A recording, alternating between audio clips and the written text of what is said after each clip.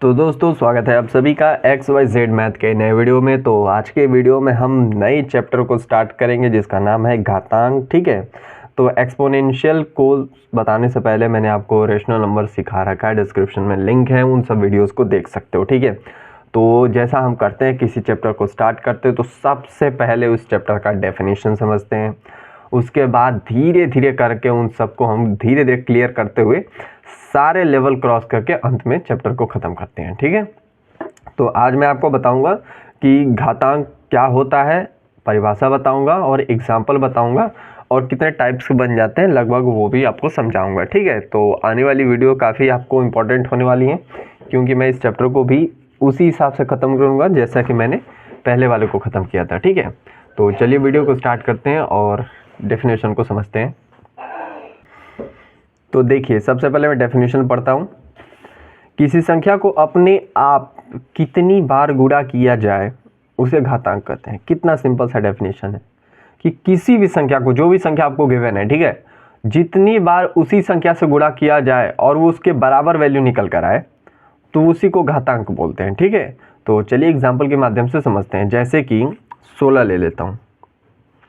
ठीक है, तो अब मैं 16 को ब्रेक करूँगा तो 2 गुणते 2 गुणते 2 गुणते 2 ये लिख सकता हूँ।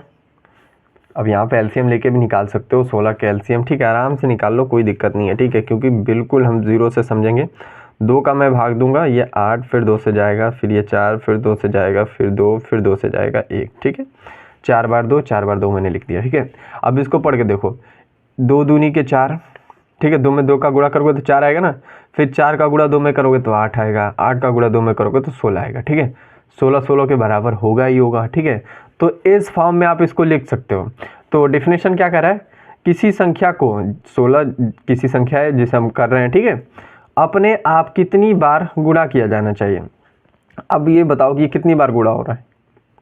ये इसके बराबर माना जाएगा। जैसे कि 2 के पावर में अगर 4 मैं लिख दूँ, 16 इज इक्वल टू 2 के पावर 4, 2 का घातांक 4 पे मैं इसको लिख सकता हूँ, ये इसके बराबर माना जाएगा। ठीक है, तो आप किसी संख्या को इस फॉर्म में भी व्यक्त कर सकते हो या फिर इस फॉर्म में लिखा है तो आप उसको सॉल्व करके चेक कर सकते हो। ठीक है, तो इस तरह से भी संख्या को लिखा जाता है। ठीक है, ये तो पहला हो गया।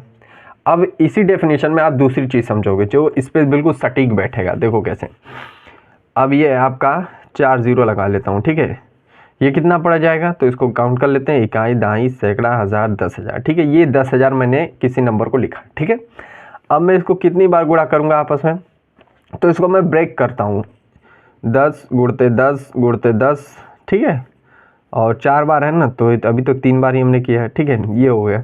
इन सबको मैं गुणा करूँगा तो ये इसके बराबर मान्य होगा। ठीक है, तो इस तरह से मैं इसको डायरेक्ट इस तरह से लिख सकता हूँ, 10,000 इज इक्वल टू 10 के पावर कितना है। अब इसको काउंट करो, 1 2 3 4, तो 4 बार यानी कि 4 के पावर। ठीक है, तो इसका घातांक क्या बोला जाएगा, 4 बोला जाएगा। ठीक है, इस तरह से इसको हम आने वाले क्वेश्चन में समझने वाले हैं कि अगर आपको इस फॉर्मेट में दिया होगा तो इसमें ये चेंज हो जाएगा। ठीक है, अभी और भी चीज़ें बताऊंगा। ठीक है, अब देखो, अब इसको करने का एक और डायरेक्ट ये तरीका था कि मान लो कि ये आपका 5 0 हो गया। ठीक है, तो आप इसको डायरेक्ट ऐसे लिखना, 10 के पावर 1 2 3 4 5, 5 0, ये हो गया 5। ठीक है, ये इसके बराबर निकल के आ गया। ठीक है, तो ये तो हो गया आपका पॉजिटिव घातांक। अब देखिए नेगेटिव में कैसे करते हैं नंबर्स को।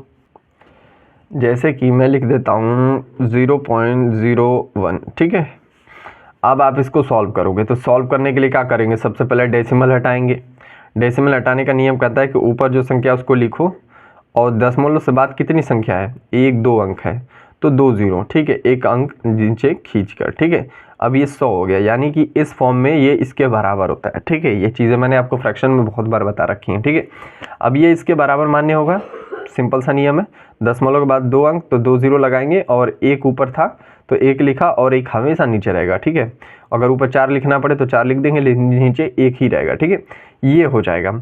अब मैं इसको कितने फॉर्म में लिख सकता हूँ, 1 में ये 2 0 है तो इसको मैं 10 × 10 लिख सकता हूँ, आपस में गुणा करूँगा तो 100 हो जाएगा। ठीक है, तो यहाँ पे कितनी बार गुणा हो रहा है, तो ये 10 के पावर 2 हो रहा है। ठीक है, ये 2 बार ही तो गुणा हो रहा है, तो 10 के पावर 2 हो रहा है, ठीक है।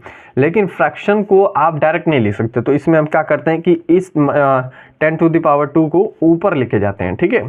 तो ऊपर लेके जाते हैं, जब किसी संख्या कोई संख्या अगर नीचे है तो ऊपर जाके क्या हो जाएगी, माइनस में हो जाएगी, ठीक है। तो ये 10 के पावर ऊपर जाके क्या हो जाएगा, -10 की पावर 2, ठीक है। ये इसके बराबर मान्य होगा। ये हो गया आपका माइनस का गेम, ठीक है। तो आई होप आपको ये क्लियर हो गया होगा।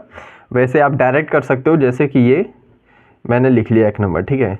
तो आप सीधा ये देखो, आपको क्या करना है, 10 से तो सीधा लिखना है, क्योंकि 0 आपका 0 1 जहाँ भी आप कोई भी नंबर गिवन है, ठीक है, कितना भी बड़ा छोटा उससे मतलब नहीं। अगर उसमें केवल 2 नंबर दिख रहे हैं आपको, 0 और 1, ठीक है, तो आप डायरेक्ट 10 लिखो। अब पावर में कितना लिखोगे तो यहाँ पे काउंट करो, दशमलव से पहले कितनी संख्या है, 3 है, ठीक है, तो -3। अगर ये दशमलव ना होता तो ये संख्या आपकी ऐसी लिखी होती, ठीक है। तो अब हम यहाँ पे कैसे लिखते हैं, जैसा कि हमने पॉजिटिव में लिखा था, ठीक है, ये ऐसे वाले घात को लिखते हैं। तो आई होप आपको क्लियर हो गया होगा कि घातांक क्या होता है। तो आज के वीडियो में बस डिफिनेशन ही रखते हैं, आने वाली वीडियो में थोड़ा नियम वगैरह समझेंगे, ठीक है। तो आज की वीडियो में बस इतना ही क्लियर करता हूँ, ठीक है। तो मिलते हैं अगले वीडियो में, तब तक के लिए पढ़ते रहिए। अगर वीडियो अच्छा लगा तो प्लीज़ लाइक और चैनल को सब्सक्राइब कीजिएगा।